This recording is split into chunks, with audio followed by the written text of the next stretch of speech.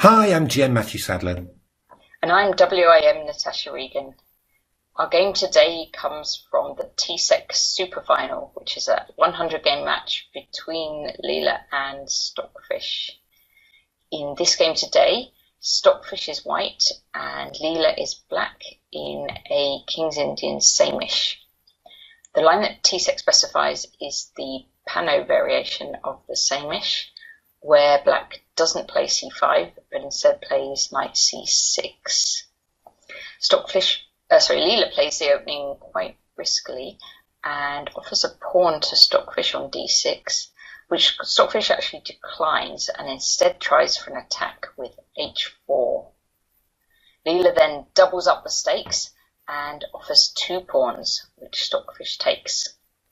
The middle game gets very exciting, and Leela plays a characteristic pawn push on the queen side, pushing its a-pawn up to a5 and then on to a4. Stockfish, in the end, they get lots of open lines and lots of play, and Stockfish in the end needs to bail out for a draw. Yeah, it's a really fantastic game from, a wonderful Sufi so far, so let's have a look.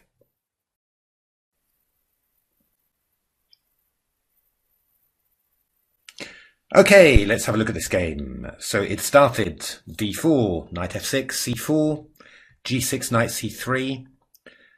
This is the King's Indian and then the Samisch variation, which has been, one of my favourite openings against the King's Indian throughout my professional career. I normally played the 6 bishop g5 line, but bishop e3 is the most common line and the main line.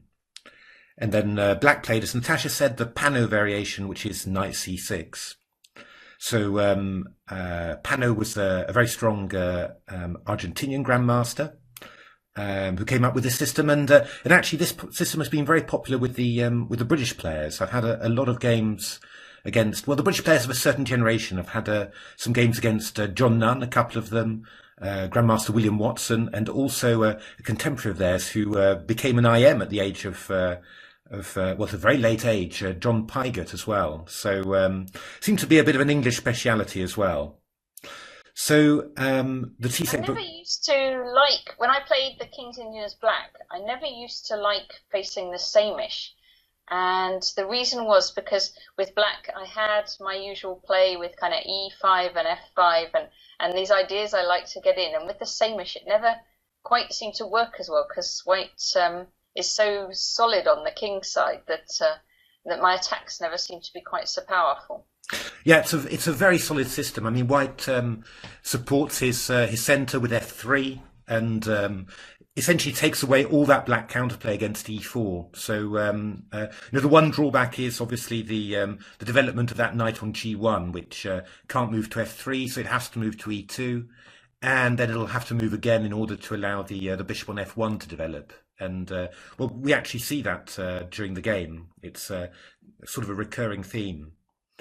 So a6, queen d2, rook b8. And now the last two moves of the TCEC book, rook c1 and bishop d7. Rook c1 needs some explanation, actually. Why does white play this? It's actually become one of the main lines for white. The idea is that black's normal counterplay is to play b5. So white's actually anticipating that. So, for example, if black would play b5 immediately, then white could take and play d5, and then knight d4, and if b4, then knight cb5. And all of a sudden, that backward c-pawn that you get in the Pano is a real problem, and b4 is hanging as well. So that's one idea, and white's other idea is to follow up with a move like b3, which is quite even in this position actually is quite a common move, and just make sure that after b5 takes and d5, then if the knight comes to e5 or to a5, this c4 square is covered, so there's no knight fork. And also, if black plays b4, then the knight can move without the rook being loose on a1. And white can look at playing stuff like f4 or knight d4 again. So this is quite it's in general it's a solid system for white. Just anticipating what black's going to do. And black normally then doesn't rush with b7 to b5, but tries to play some sort of half useful moves like bishop d7, rook e8, and just prepare one of those breaks, either b5 or e5, as we'll see in the game.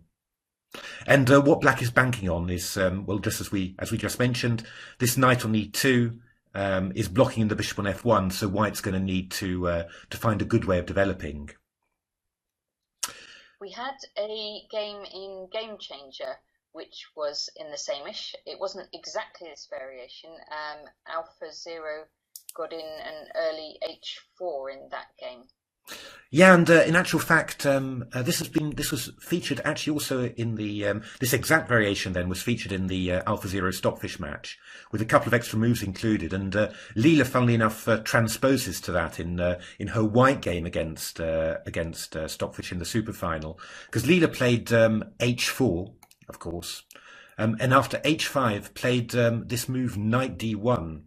Quite a subtle little idea, but if you can just think about it, it's black's trying to attack on the queen side, maybe with b5. So white just gets its pieces out of the way and consolidates. And well, this knight, this sort of thing happened with a knight coming round to f2. It was a very interesting game as well, actually. And this was the same maneuver that AlphaZero played in the game against Stockfish.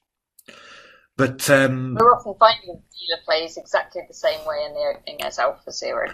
Yeah, I mean these NNs, they sort of share a common lineage in the way that they think about openings. Certainly, Stockfish played a very simple move, a very direct move, actually a very interesting move as well. Stockfish just played knight g3. Obviously, a very natural move, freeing the bishop on f1 to develop. But the drawback to this always in this line, I mean, this is one of the key points, is that black can play e5, strike at that d4 pawn, and after d5, then knight d4. And, well, because the knight is now on g3, not on e2, defending d4, black can move a knight in here. Well, the key point is, I mean, just useful just to show it once, this never wins a pawn for white, because of this horrible move, knight takes e4, and if queen e4, rook e8. I once fell into this as Ouch, the queen is pinned. Indeed, I once fell into something like this when I was little, so you never forget it. But Stockfish's move is very typical of the Samisch. It's this move knight e2. So we played knight g3, we get a knight onto d4, and then we play knight e2, and just threatening to exchange it, but obviously this time not for the dark squared bishop, but for the knight, which would be, a pretty nice trade for white. And if black plays passively, I suppose you'd say, with knight e2, bishop e2, then although white's wasted time with this knight g3 to e2, actually, in this way, all white's development problems are over. This bishop on f1 is developed, and white's still got the threat of c4 to c5. And, well, if you look at how black has exploited this loss of time with knight g3 to e2, you might look at that rook on b8 and say, well, what's it doing there? So this is actually quite a nice position for white. So Leela plays very riskily, but very interesting idea. Play c5, and after d takes c6, well, I mean, black's ideal way of playing would be to play bc6 and sacrifice a pawn like this, and then break open the position with d5 and rook b2 at the end sacks. There's a very famous Kasparov game when he was very, very young. A stunning game where he just sacrifices absolutely everything in this way. But here, white's very solid. This rook c1 move is a nice consolidating move in this position, and black hasn't got very much. So here, Leela played knight takes c6. So if any of you are Sicilian lovers, well, you might know about the Kalashnikov variation of the Sicilian. I'll just flash up a diagram about that. But it's this sort of pawn structure where black's got pawns on e5 and d6, a big hole on d5, and white's got pawns on c4 and e4, clamping down on it. I mean, this is even riskier here because in the Kalashnikov you've got the bishop on e7 defending the pawn on d6, and here the bishop's on g7. So, well, actually that pawn is hanging. But well, I had quite a look at this and then looked at it with the engines after, and well, we actually came up with the same variation. So queen takes d6, black plays b5. And, well, there's the threat of b takes c4, so c takes b5 is natural, a takes b5. And black's counterplay seems to be pretty decent here. White's problem really is that White can't really just go for simple development here, because knight g3 will be met with knight d4 and then b4 and queen a5. And yeah, I mean it's not very pleasant for White really.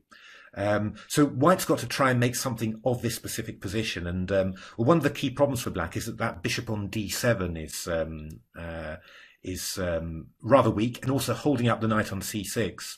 So targeting it seems to be the best way. I was looking at rook d1 when the best line we came up with was queen a5, bishop g5. So I'm attacking the knight on f6, and then I'm going to get the bishop on d7, but this seemed to be a draw by repetition, this one. b3, bishop d2, queen d8. And now probably the best move is to play bishop g5 again. So that was a little bit, well, a little bit disappointing, I suppose you'd say. The best line that the engines came up with was bishop g5. And then we were getting this line, rook e8, rook d1, knight d4, knight d5, rook e6. And, well, in a few of my engine matches, we got this position, rook c6, a general exchange to save the knight, and then knight d5. And funnily enough, this turned out to be fairly even. Bishop d8, bishop d3, bishop e6. And now Stockfish was playing this move, rook d6, then grabbing this pawn on d5. If bishop e4, we play f5.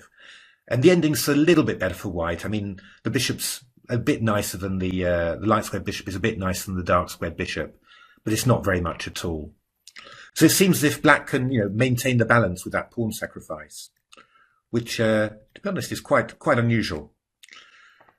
So Stockfish doesn't take the pawn, but plays a very typical Samisch move, and starts trying to hammer its pieces into these central squares. The central squares that Leela's well weakened with its risky manoeuvres. So bishop g5, pinning the knight on f6. Hard for Black to get rid of that with h6. There are some typical Samisch tactics, but they often don't work. So h6 takes, knight takes e4 is one typical idea. There are these knight e4 and queen h4 type tricks. Exactly, yeah, and it would be lovely if this one worked, but unfortunately, I think you've got g3, queen h6, knight f6 check, and after king h8, we take, and knight d7. And to add insult to injury, it's not only taking the bishop, I'm also forking the rooks at the same time. So that's really bad. But that's the typical trick. This bishop could take the rook on c1, but we end up a piece down. Yeah, you end up a piece down. So that's a good safe bishop. So Leela starts playing b5, still offering this pawn on d6, of course. Knight d5 is Stockfish's reply. B takes c4, and then rook c4. So, well, you can see Stockfish so far is doing a great job of keeping Leela's pieces bottled up. This pin on the f6 knight is annoying. The rook on c4 attacks the knight on c6.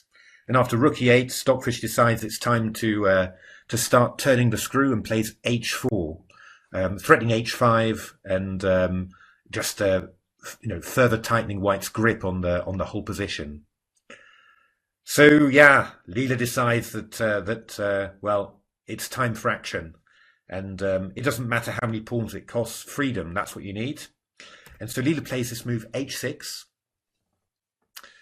Knight takes f6, bishop takes f6, bishop h6. So just giving up that h pawn. I mean, you could take the h pawn back on h4, but that looks unbelievably risky, of course, with an open h file. But that's not Leela's plan. That's not Leela's plan. Leela's plan is this move d5.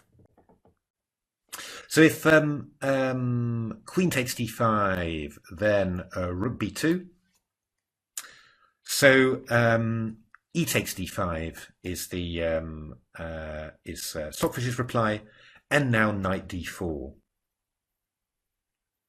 So, well, what have we got here? Well, obviously, black sacrificed 2 pawns, but looking at development, black's doing pretty well. I mean, all of its pieces are developed. You could even claim the queen on d8 is developed. I mean, it's helping the bishop on f6, attack h4, and of course, it's it's got another good square on b6 available to it. Whereas white's development, well, I mean, that bishop on f1 is still blocked in by the knight on e2, and white still hasn't castled. Although you could argue, I suppose, in some way that the rook on h1 is developed because, well, h5 is a constant threat in the position. I mean, my initial feeling, just intuitive feeling about the position was, I want to get a knight onto e4. And, well, since white's a couple of pawns up, I'd also be willing to sacrifice this rook on c4, for example, for the exchange, and just in order to get myself developed. So I spent quite a lot of time looking at this move, knight c3. And the idea is if black plays a move like bishop b5, for example, I could play b3 and consolidate myself, or play knight e4. And I think white's doing great there. But black's got a number of interesting ideas here. One, I think the idea that first occurs to you as a King's Indian player is to play this move e4 with all sorts of little tactics. For example, if rook takes d4, then I could play this move e3, and if bishop takes e3, then you've got to call up your inner Kasparov and play rook takes b2. And if queen takes b2, then bishop d4 just wins back the bishop on e3 with carnage. But there was one. Knight takes e4 allows rook takes b2 again. Queen b2, knight takes f3 check. Another big and typical trick. But I couldn't really make f takes e4 work. My favourite idea was to play queen a5. Rook d4, rook b2, of course. But, something like queen b2 takes and bishop d2 is very solid for white. White does emerge there with an advantage. So, because if you try taking on c3 or something, then look at that long diagonal. Yeah, that's right. I mean, it's just not quite there. I mean, what I was also looking at, and this is how I got onto my final idea, which then turns out to be what the engines wanted. I was looking at playing knight f5, which is quite nice. The knight's aiming for g3 or for d6. But here I was a little bit annoyed with bishop f4, which covers g3, covers d6, well, and also attacks that rook on b8 to boot. And then so that's why I decided that this move was the nicest, knight f5. I mean, I'm threatening knight takes h6 here because the pawn on b2 is hanging. So I thought white's best move probably was to play bishop g5, and now black plays e4. Because the bishop's gone to g5 rather than f4, and this is pretty annoying. If f takes e4, knight g3 is pretty awkward. What was I looking at here? Yeah, if rook h2, then bishop b5 is very, very unpleasant. I mean, there's this bishop and knight are combining on the bishop on f1, and something like knight takes b5. Well, I can either take back or I can play this move knight takes e4, which is very, very painful for white. I think we had I had some engine games with queen f4, and then this surprising move bishop c3, which I'd seen as well. Actually, I was very very pleased with myself. I was just sitting outside in the sun, analysing, and somehow that really seemed to work well. If rook c3, we've got this move queen a5. And then rook takes b2, which is extremely annoying because rook takes c4 is a big threat, and you just cannot defend that pawn. This was a Fat Fritz against Stockfish game where Stockfish displayed its incredible tactical skill. Rook e8. It's amazing, these moves. You just go back, but bishop takes g6, queen d2 check, very painful. queen d1 check, and bishop b5 was the end of it. I mean, really, only Stockfish can do this. If you take with a b pawn on c3, then this move rook b1 check. Oh, sorry, rook b1 check is very painful, because if king f2, we've got knight takes h1 with check, which is an extremely annoying thing. White doesn't have time to take the queen, and queen b6 check is coming in on the next move. So yeah, I mean, this is very, very dangerous. I think what was the engine line? Knight e4, knight g3, rook g1, bishop f5, king f2, knight takes e4 takes, d6 and rook e5, looking for rook d5. And well, I mean, it's still quite an unclear position, but the engine thought that this was balanced. So I mean, very complex lines, but well, you see all the time rook takes b2 hanging. That's such a big part of the game.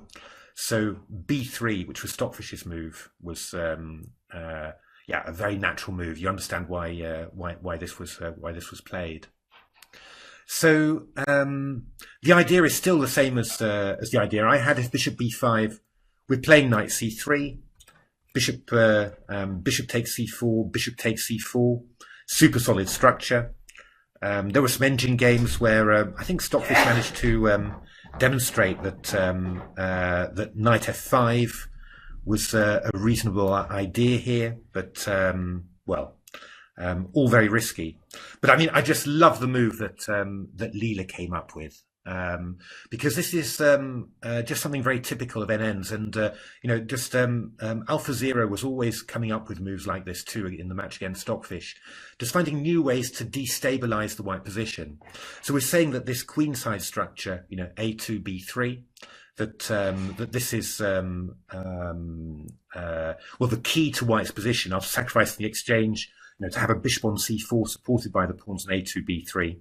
So Leela plays this move a5 purely with the idea of destabilizing the white queen side.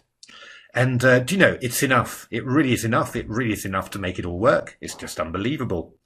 So the idea is something like this. It's funny, isn't it, that moving, it seems like such a quiet move, and all the lines we've been looking at just now are sacrifices all over the place and opening up lines and attacking directly the king. And then this kind of quite quiet move on the queen side to break up the pawn structure makes all the difference in black's play. Yeah, it's very strange. I mean, certainly hard for a human to do, because you've got to really have that feeling of, okay, white hasn't got time to do anything, and you've got a few threats on the board. It's not nothing at all. I mean, one of the key things, if h5, you can also try g5 just to keep the bishop blocked out. So that's one very handy thing. If knight c3, the idea is to play a4 simply. If white takes this, then we'll go. Are we playing knight f5 in this position? E4. This was one of the engine games as well, which was again just completely crazy, but quite dangerous. And if you play b4, which was obviously the move that you'd want to play, just keeping everything nice and quiet, then this move bishop b5 is very annoying. So we'll see it in the game as well. If knight takes b5, then rook takes b5, and well, this pawn on d5 is going. And a move like rook c5, we just take on f1, and then we take on b4, and we've got our entry point into the queen side. It's really amazing, really, really amazing how that works. So there are many possibilities here, but it seems like black's holding the balance. Stockfish played quite a good one, king f2, and then this move knight f5, just attacking the bishop on h6.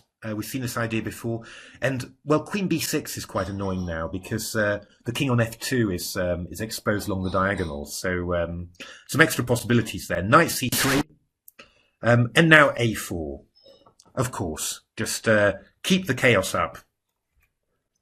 So b4 was played. Just trying to keep that queen side closed. And now this move, bishop b5. Of course, I only found this in my game actually because I'd seen this idea from Leela. You just it's amazing really. Every time you think White's got control, has closed something, Leela just appears to have another way in reserve to disrupt the White position. And this one's very interesting. So knight b5, rook b5.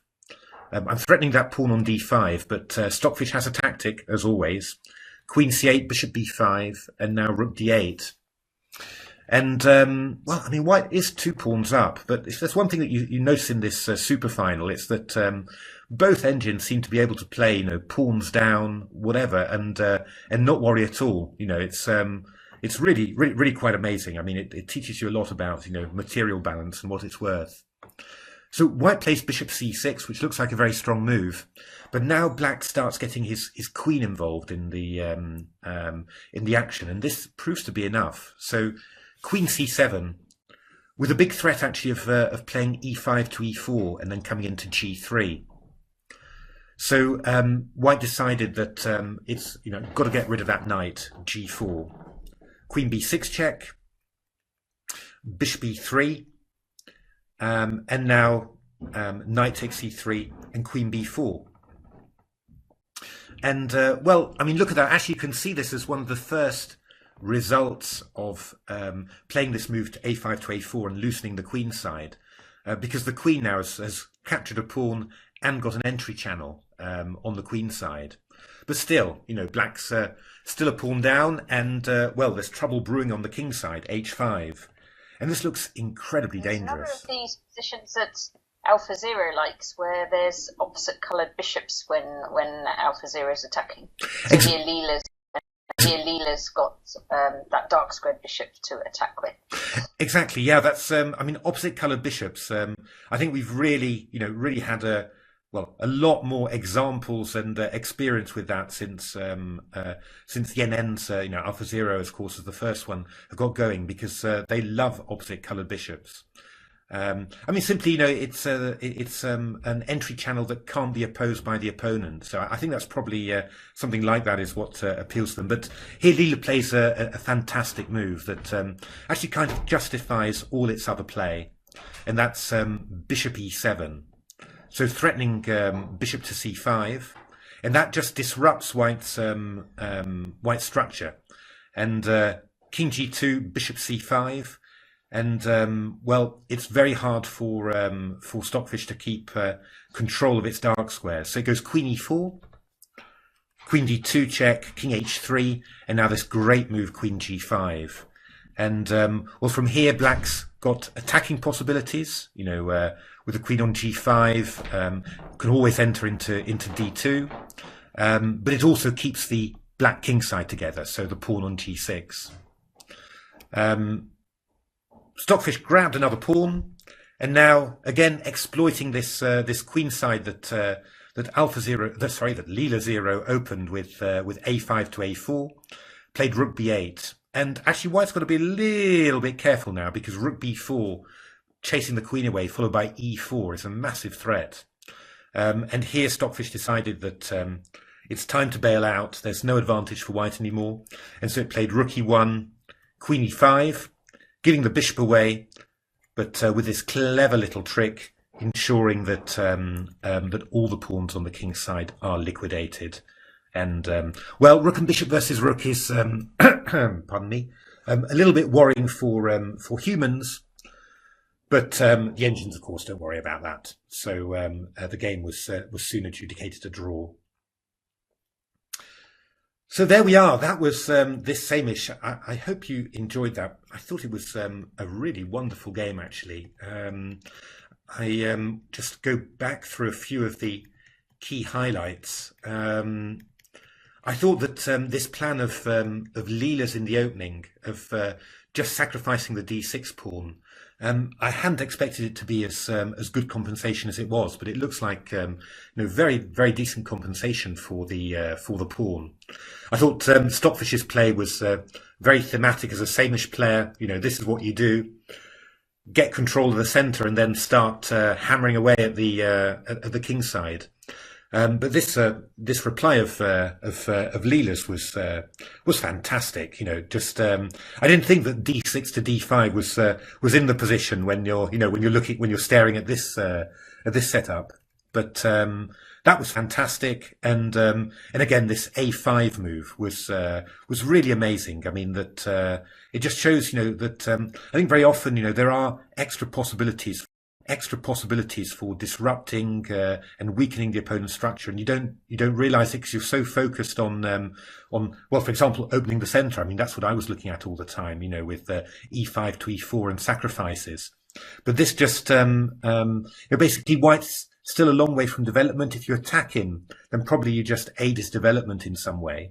And well, with white still needing 2 or 3 moves to get developed properly, black's just got this time to tip one extra bit of the position in its favor. And well, this weakening of the queen side, you just see it all over the place. It turned out to be decisive, because this b4 pawn that got weakened was the key to the key to black's counterplay, first of all with the queen, and then afterwards with the rook. So a very impressive game, and typical of the Superfinal and how it's gone. Really fantastic. So there we are. I mean, I hope you enjoyed that. Do keep on watching our channel. Do subscribe if you haven't subscribed. Take a look at our Game Changer book, and otherwise keep well, keep safe, and thanks for watching.